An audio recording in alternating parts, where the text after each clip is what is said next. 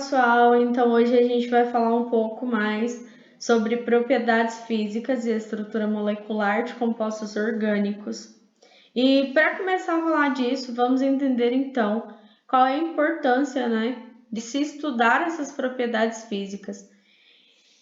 Então, o estudo das propriedades físicas dos compostos orgânicos, ela vai estar altamente ligada à importância das condições necessárias para o manuseio, a identificação e o isolamento dos compostos.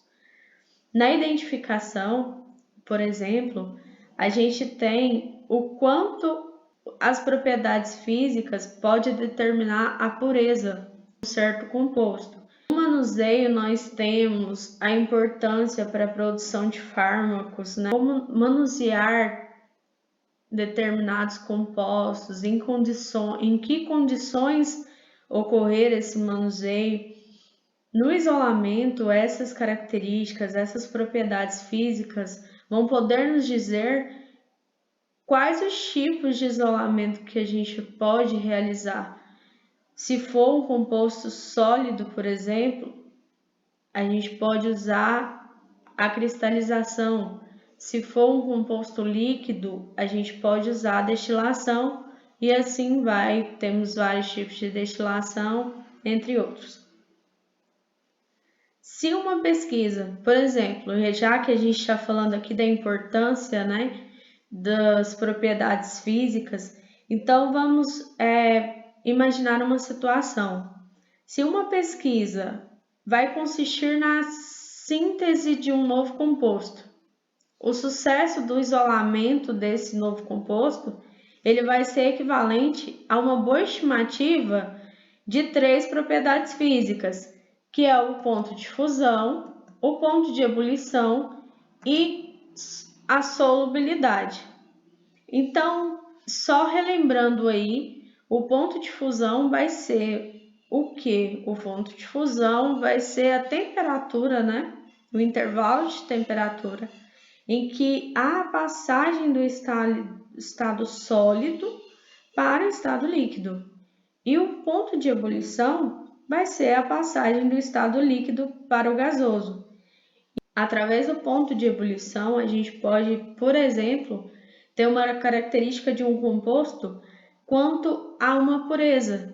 Se a gente estiver falando sobre sólidos, sobre pureza de sólidos, eu posso determinar a pureza de um sólido através de um ponto de fusão.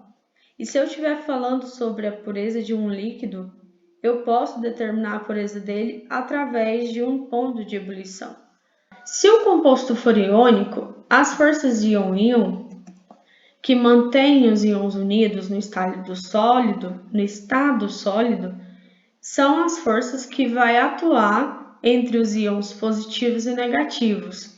E esses tendem, então, a ter um alto ponto de fusão e ebulição. Por quê? Vamos observar nessa imagem, aqui nós temos o acetato de sódio, onde os cátions de sódio está rodeado por ânions de acetato e vice-versa.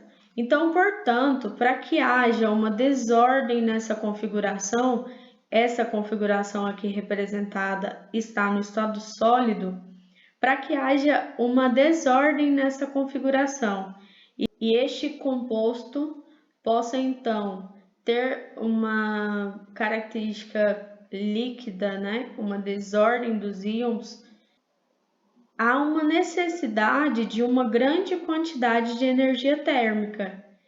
Então, por haver essa necessidade, o ponto de fusão do acetato de sódio é bem alto, chegando a aproximadamente, como a gente está vendo aqui, chegando a um ponto de fusão de 324 graus Celsius.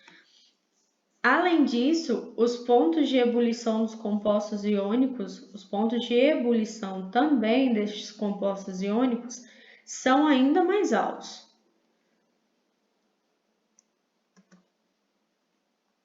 Então, nós vamos ter, por exemplo, compostos orgânicos, diversos compostos orgânicos, mas em que determinadas situações eles possam ter a mesma massa molecular ou massas moleculares diferentes. A mesma massa molecular, como por exemplo, quando formos tratar de isômeros, né?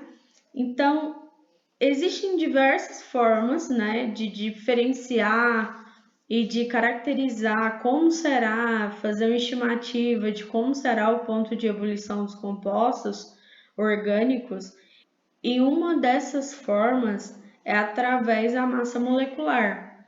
Se o composto tiver uma maior massa molecular, maior será o seu ponto de ebulição. Então vamos lá, se o composto tiver uma maior massa molecular, maior será o ponto de ebulição. Agora, quando a gente tem casos que a massa molecular vai ser igual, a gente vai poder observar outras características, como por exemplo, as interações moleculares. Essas interações moleculares, elas estão relacionadas às interações entre as moléculas do composto. Temos então as forças dipolo-dipolo. As forças dipolo-dipolo, elas vão ocorrer entre moléculas polares. E aqui nós podemos observar uma representação dessas interações de polo-dipolo que vai unir as moléculas de uma substância polar. Então, a maioria das moléculas orgânicas, elas não são completamente iônicas, como a gente viu agorinha, mas ela tem momento dipolo permanente. Vai ser quando, tanto no estado sólido ou no líquido, a extremidade positiva, olha que a gente pode observar, a extremidade positiva de uma molécula se direciona à extremidade negativa de outra molécula. Então, a gente tem uma molécula com duas extremidades, positiva e negativa, onde a extremidade positiva vai se direcionar para a extremidade negativa da outra molécula, e assim ocorrer uma interação de polo-dipolo unindo essas moléculas de uma substância polar. Aqui um outro exemplo, a gente tem então outro exemplo de uma atração entre as cargas entre as extremidades, onde a gente tem uma extremidade negativa se atraindo a uma extremidade positiva. Existe outro tipo também de ligação de uma força de polo-dipolo, só que essa é mais forte. Então, nós temos outra interação que é a ligação de hidrogênio. A ligação de hidrogênio, como eu já disse, ela também é uma ligação de polo-dipolo, só que é uma ligação de polo-dipolo muito forte, né? Geralmente, ela vai ocorrer entre moléculas que apresentam um átomo de hidrogênio ligado a flúor, ou oxigênio, ou nitrogênio. Por que, então, que essa ligação de hidrogênio vai ser uma ligação mais forte? O flúor, o oxigênio e o nitrogênio, eles possuem pares de elétrons não ligantes, né? E esses pares de elétrons não ligantes que vão fazer a ligação com o hidrogênio. Então, essa ligação, esses pares não ligantes que vão fazer a ligação com o hidrogênio. Então, eles vão ser muito mais eletronegativos, tendo então uma interação molecular muito mais forte. Então, vamos analisar essas ligações de hidrogênio. Aqui nós temos, então, como, por exemplo, duas moléculas de água, né? H2O, onde a gente tem uma interação, uma ligação de hidrogênio, do hidrogênio com o oxigênio. Como eu havia dito, os pares de elétrons não ligantes do oxigênio fará a ligação com o hidrogênio, tornando essa ligação muito mais forte do que o exemplo anterior. Aqui a gente tem outro exemplo dos pares de elétrons do nitrogênio fazendo uma ligação de hidrogênio. E aqui nós temos outro exemplo, né? Aqui de mesmo composto, né? E aqui com compostos diferentes. Outro exemplo de interação molecular será, então, a força de dispersão, né? As forças de dispersão. Essa força terá um dipolo temporário, onde não há uma estabilidade da polaridade da molécula, fazendo com que seja um dipolo temporário. E comparar aqui o isopentano e seus dois isômeros, né? Que todos os três têm aqui 1, 2, 3, 4, 5 carbonos. 1, 2, 3, 4, 5. 1, 2, 3, 4, 5 carbonos. E a mesma quantidade de hidrogênios. 3, 5, 7, 9, 12. 3, 6, 9, 12. 3, 5, 6, 9, 12. Então, aqui nós temos 5 carbonos e 12 hidrogênios. Todos eles são isômeros. O que poderia, então, justificar a sua diferença de ponto de ebulição? Onde a gente tem o N-pentano com um ponto de ebulição a 36 graus Celsius, neopentano, ponto de ebulição 10 graus Celsius, e o isopentano, ponto de ebulição a 28 graus Celsius. Na força de dispersão, a gente tem uma característica que é a área superficial da molécula. Então, quanto mais carbonos houver, maior vai ser o ponto de ebulição, para quando formos considerar a área superficial. O que é a área superficial? É a área da molécula, é a área da molécula. Só que neste caso, o número de carbonos são todos iguais. Então, não podemos comparar através do número de carbonos.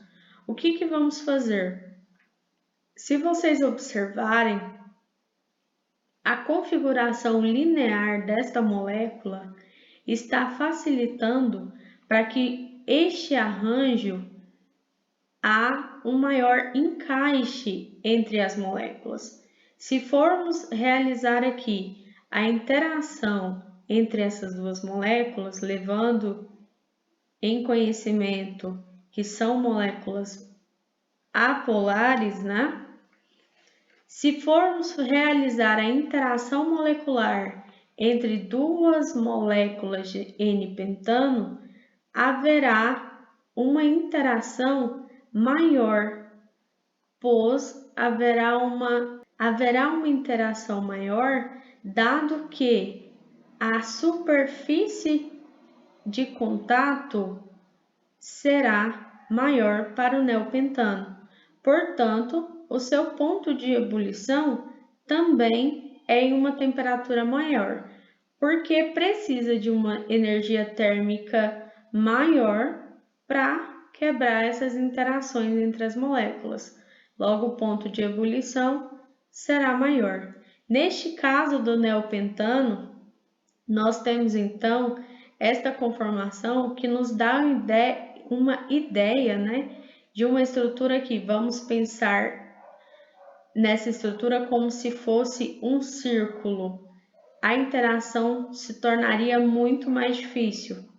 Portanto, é uma ligação um pouco mais fraca, uma interação um pouco mais fraca,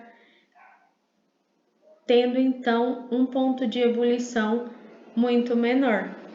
Então, a diferença do ponto de ebulição destas moléculas com a mesma massa molecular se dá pelo fato da sua área superficial. linear, cíclica e ramificada. Outro exemplo também, aproveitando aqui a situação, outro exemplo para se fazer a comparação com forças de dispersão é quando se trata de cadeias simples e cadeias ramificadas. Neste caso aqui, a gente tem uma cadeia simples. E aqui já é possível observar uma cadeia ramificada. Quanto maior for a ramificação, menor será o ponto de ebulição, que aqui é o que acontece no nosso caso. O isopentano tem uma maior ramificação do que o neopentano, do que o N-pentano. Portanto, ele tem um ponto de ebulição menor. Já o neopentano tem uma ramificação maior ainda e, por isso, seu ponto de ebulição é menor. Então, a quantidade de ramificação e o ponto de ebulição vai ser inversamente proporcionais.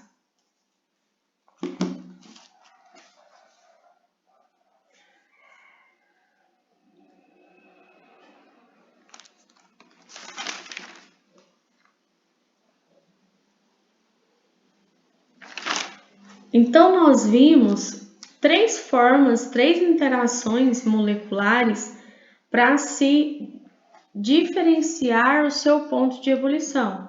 Mas, se tivermos três moléculas com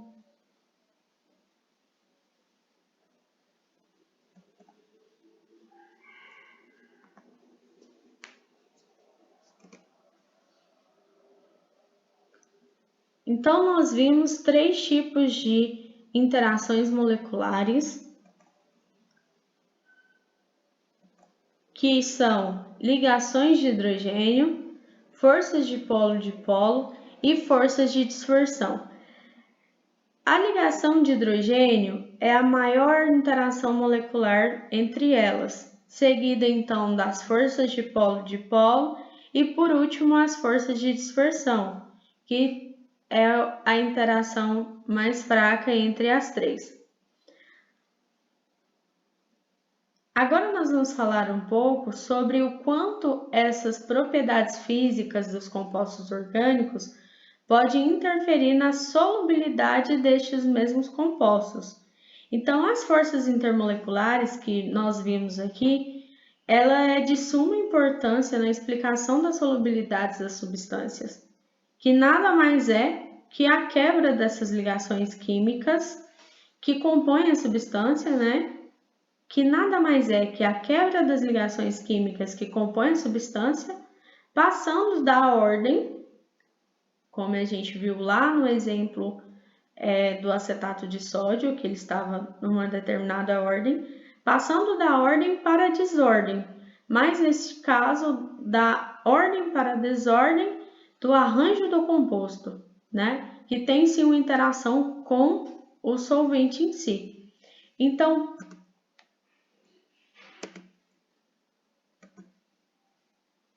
para a solubilidade, nós temos então uma regra geral, que é semelhante dissolve semelhante. Essa regra geral ela está altamente ligada com a polaridade das substâncias. Então, uma substância apolar vai dissolver uma substância apolar e uma substância polar vai dissolver uma substância polar. Então, dado essas interações de solubilidade, a gente tem que, quando nós temos uma interação sólido-solvente, em que é uma interação efetiva, ocorre uma interação semelhante de polaridade entre este sólido e este solvente, nós temos então solúveis. Nós temos que este sólido é um sólido solúvel àquele solvente. Mas quando nós temos uma interação de sólido para sólido e líquido para líquido, como assim? Quando a gente tem que há uma interação de polaridade entre um sólido e outro sólido, ou entre um líquido e outro líquido, a gente já vai ter uma ideia de que eles são miscíveis. Então, para lembrar,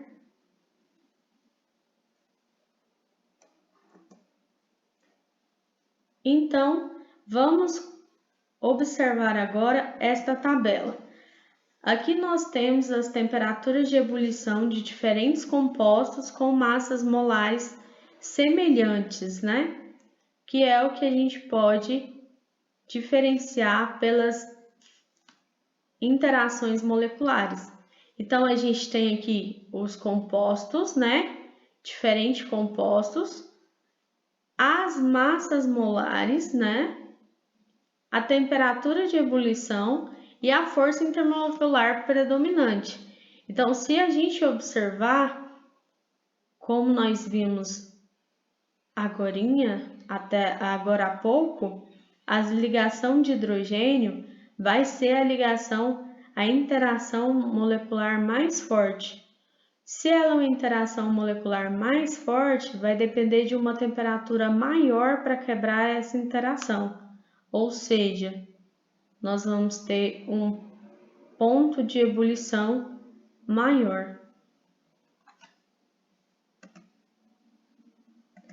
Para lembrar, um pequeno resumo para a gente poder fixar este conteúdo, as interações entre moléculas com dipolos permanentes ocorrem então entre moléculas da mesma espécie ou diferentes, com o direcionamento das extremidades de polaridades opostas. As ligações de hidrogênio geralmente vai ocorrer então entre moléculas que apresentam átomo de hidrogênio ligado a flúor, oxigênio ou nitrogênio e será com substâncias polares. Já nas forças de dispersão, elas ocorrem entre as moléculas das substâncias apolares e são decorrentes de distorções momentâneas das nuvens eletrônicas das moléculas, tendo-se então dipolos temporários. As temperaturas de fusão e ebulição dos compostos orgânicos normalmente se elevam com o aumento da superfície de contato e em função da natureza das forças intermoleculares. É o que a gente viu lá então sobre a força de dispersão. Quanto maior for a superfície de contato, maior será então as temperaturas de fusão e ebulição. No caso dos compostos com massas molares semelhantes, elas serão maiores quanto mais fortes forem as atrações entre as moléculas, ou seja, quanto mais polares elas forem. Então, se você tem diversos compostos com massas molares semelhantes, qual é o passo a passo para se chegar, então, a uma conclusão por exemplo, de ordem, né? A uma conclusão de ordem de maior ponto de fusão e evolução.